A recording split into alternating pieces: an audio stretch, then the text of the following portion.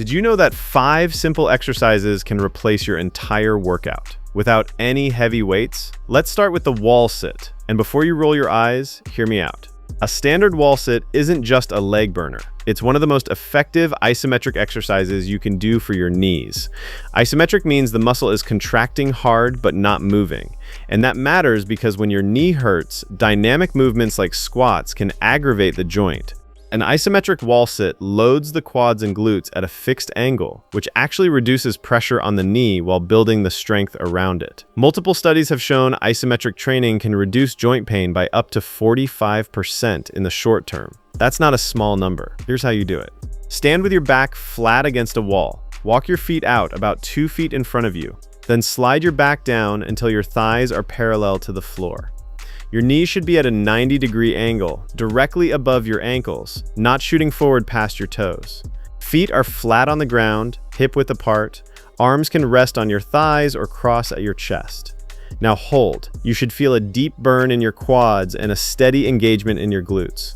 If you feel pressure in your knee joint itself rather than the muscles around it, raise your body a few inches so you're at 100 to 110 degrees instead. That alone usually fixes it. The most common mistake is letting your lower back peel away from the wall. Keep it pressed flat the entire time. The second mistake is looking down. Keep your chin neutral, eyes forward. Start with 20 to 30 seconds for 3 sets. When you can hold 60 seconds comfortably with perfect form, add a single leg variation. Lift 1 foot an inch off the ground and hold. That progression will humble you fast. The second exercise is the hip bridge. This one is non-negotiable. If you sit for long periods of your day, your glutes are probably not firing the way they should. Inactive glutes shift load onto your lower back, your knees, and your hips, and that's where a lot of chronic pain comes from. The hip bridge directly targets your glutes, hamstrings, and the muscles along your lower spine. It restores the connection between your hips and the rest of your body, and it does it in a position that's completely safe for most people regardless of what's going on with their joints. Lie flat on your back. Bend your knees so your feet are flat on the floor, heels about 8 to 10 inches from your glutes. Arms are by your sides, palms down. Now drive through your heels and push your hips up toward the ceiling until your body forms a straight line from your shoulders to your knees. Squeeze your glutes hard at the top, really hard, don't skip that part. Hold for 2 seconds, then lower slowly. That lowering phase, the eccentric, is where a lot of the strength gains happen, so don't just drop back down. You should feel this in your glutes and hamstrings, not your lower back. If your lower back is doing all the work, your feet are probably too far out or your glutes aren't firing first. Think about squeezing your glutes before you even start the lift. That mental cue changes everything. Start with 3 sets of 12 to 15 reps. The progression is a single leg bridge. Extend one leg straight while the other does all the work. That's a completely different exercise. Harder than it looks and incredibly effective for hip stability and addressing any strength imbalances between sides. Now the third exercise is a push-up, but not the push-up you're probably thinking of. Here's the thing, most people destroy their shoulders doing push-ups because their hands are flared way out wide and their elbows are pointing away from their body at a 90-degree angle. That's a recipe for shoulder impingement over time. What you want instead is a close grip push-up where your hands are just slightly wider than shoulder width and your elbows travel back at roughly a 45-degree angle from your torso. This position takes the shoulder joint out of a vulnerable position and shifts more of the load to your triceps, chest, and the stabilizers around your rotator cuff. The result is a push-up that builds upper body strength and actually protects your shoulder rather than grinding it down. Set up in a high plank, hands just outside shoulder width. Body is one straight line from your head to your heels. No sagging hips, no pike. Lower yourself slowly, 3 counts down, until your chest is an inch from the floor. Elbows are tracking back, not flaring out. Push back up to full extension, that's 1 rep. At the bottom position, you should feel your chest and triceps loaded, and your core working hard to keep your spine rigid. If you feel a pinch in your shoulder at any point, that's a sign your elbows are drifting too wide. If a full push-up isn't there yet, the regression is an elevated push-up. Place your hands on a countertop, a bench, or even the wall. The higher the surface, the easier it is. Start there and work your way to the floor over time.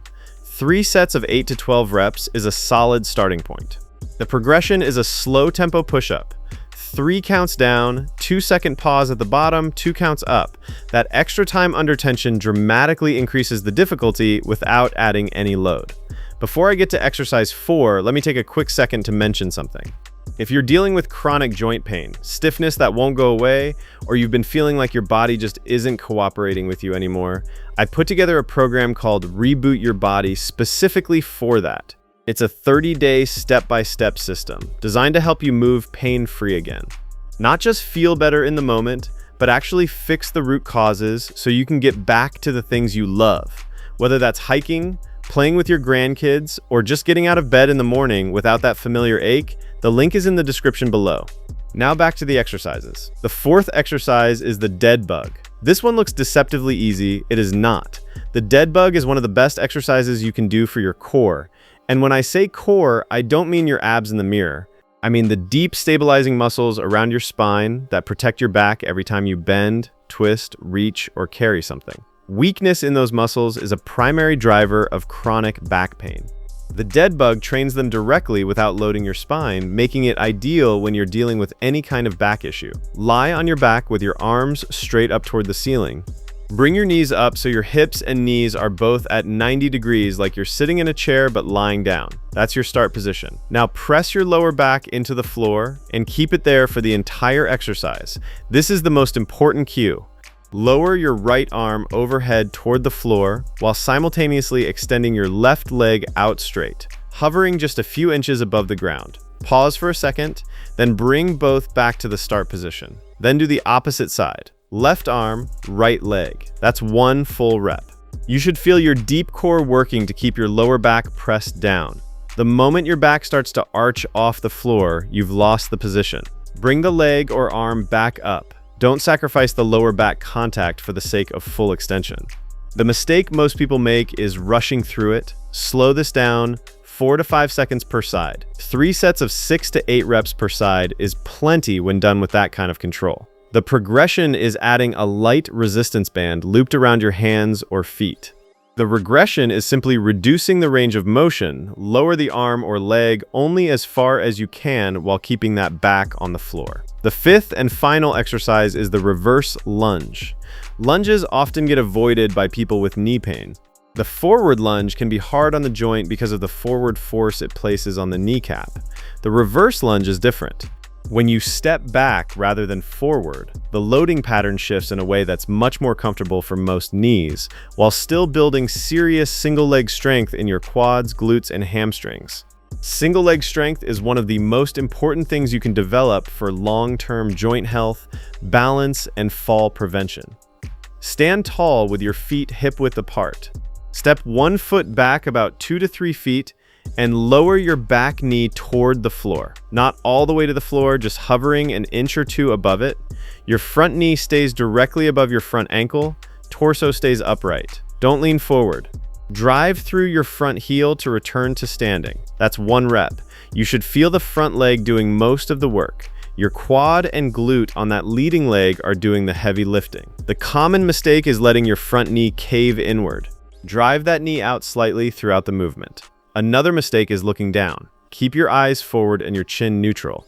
Start with 3 sets of 8 to 10 reps per leg. If your balance is shaky, do these next to a wall and let your fingertips brush it for stability.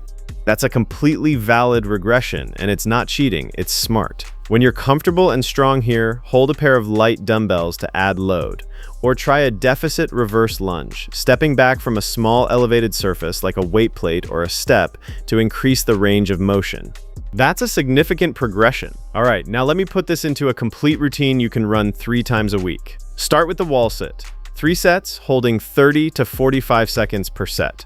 Rest 60 seconds between sets. That's your primer. It activates the quads and gets the legs ready for everything that follows. About 4 minutes total. Then move to hip bridges. 3 sets of 12 reps, 2-second squeeze at the top of every rep. Rest 45 seconds. You're waking up your posterior chain, your glutes and hamstrings, which creates a stable base for the rest of the session. About 5 minutes. Next is the close grip push-up. 3 sets of 8 to 10 reps. Rest 60 seconds. Control the descent. You're building upper body pushing strength and protecting your shoulders at the same time. About 5 minutes. Then dead bugs, 3 sets of 6 reps per side. Slow and controlled, no rushing. Rest 60 seconds between sets. Your core is doing real stabilization work here. About 6 minutes. Finish with reverse lunges. 3 sets of 8 per leg. Rest 60 seconds between sets. Use the wall if you need it. This wraps the session with single leg work that challenges strength, balance, and hip mobility all at once. About 6 to 7 minutes. Total time is around 25 to 30 minutes. This routine covers your legs, your hips, your upper body, and your core, and it does it in a way that's designed to reduce joint stress, not add to it. Done 3 times a week, consistently, you will notice a real difference in how you feel day to day within 3 to 4 weeks.